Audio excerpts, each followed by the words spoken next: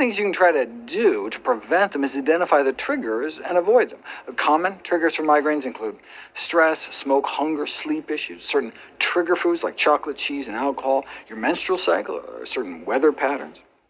In terms of dietary treatments, the father of modern medicine, William Osler, suggested trying a strict vegetable diet. After all, the nerve inflammation associated with migraines may be reduced by a strictly plant-based diet, as many plant foods are high in anti-inflammatory compounds and antioxidants, and likewise, meat products may have pro-inflammatory properties, but it wasn't put to the test for another 117 years. Among those given a placebo supplement, half said they got better, half said they didn't. But when put on a strictly plant-based diet, they did much better, experiencing a significant drop in the severity of their pain. Now, it's possible that the pain-reducing effects of the plant-based diet may have at least been in part due to the weight reduction. They lost about 9 more pounds in their vegan month. Even just lowering the fat content of the diet may help. Those placed on a month of consuming less than 30 grams of fat a day, like less than 2 tablespoons of oil all day, experienced highly significantly decreases in headache frequency, intensity, duration, and the need to take medications. A 6-fold decrease in frequency and intensity from 3 migraine attacks every 2 weeks down to just 1 a month. And by low fat, they didn't mean SnackWells. They meant more fruits, vegetables, beans, right?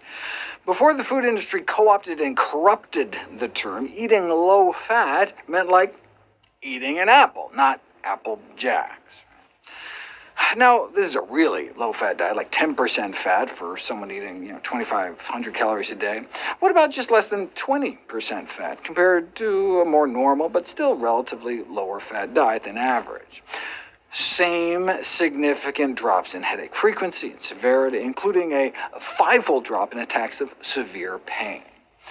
Since the intervention involved at least halving of saturated fat intake, mostly found in meat, dairy, and junk, the researchers concluded that a reduction of saturated fat intake may help control migraine attacks.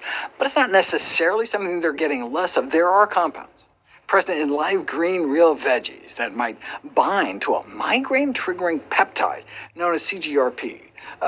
Drug companies have been trying to come up with something that binds to it, but the drugs have failed to be effective and are also toxic, a problem you don't see with cabbage. Green vegetables also have magnesium found throughout the food supply, but mostly concentrated in green leafy vegetables, beans, nuts, seeds, and whole grains. It's actually the central atom to chlorophyll, so you can see how much magnesium foods have in the produce aisle by the intensity of their green color.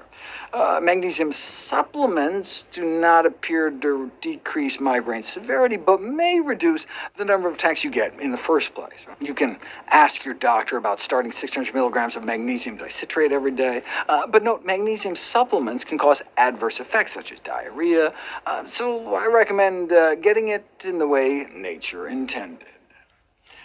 Any foods that may particularly help? I've talked about ground ginger. Combining caffeine with over-the-counter painkillers like Tylenol, aspirin, and ibuprofen may boost their efficacy. About 130 milligrams for tension-type headaches and 100 milligrams for migraines. About what you might expect to get in 3 cups of tea, though I believe it's just a coincidence that the principal investigator was named Lipton. Note, you can overdo it. If you take kids and teens who have headaches drinking 1.5 liters of cola a day, and cut the cola, you can cure 90% of them. Though this may be a Coca-Cola effect rather than a